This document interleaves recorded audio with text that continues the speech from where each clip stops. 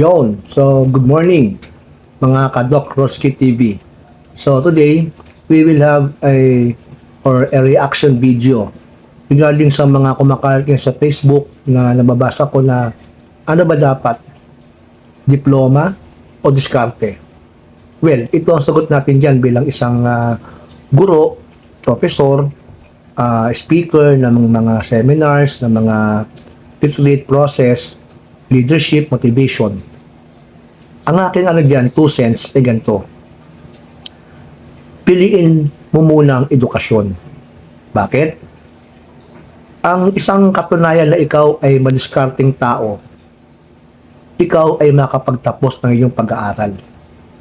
Isang mahalagang regalo sa atin ng ating magulang at siya naman nating ibabalik sa kanila bilang pagpupunyagi sa kanilang paghihirap.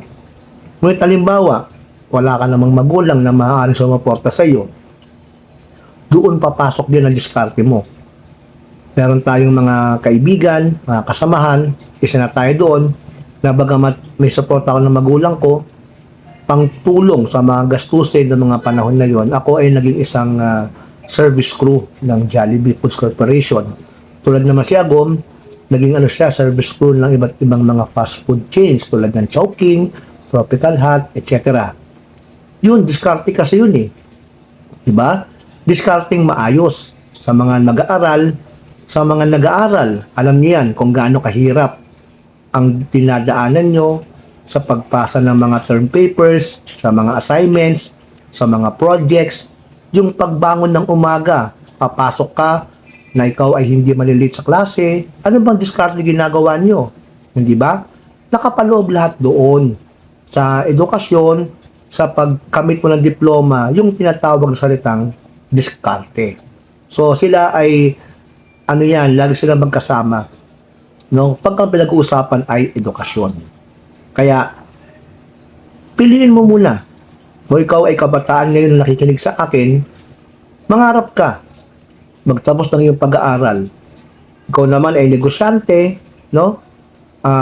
Meron ka ng sarili mong kita, iba pa rin talaga, lalo sa Pilipinas, nung ikaw ay meron tinatawag na diploma. Tulad si Manny Pacquiao, ang ating Senator Manny Pacquiao, sinabi niya rin yan, no?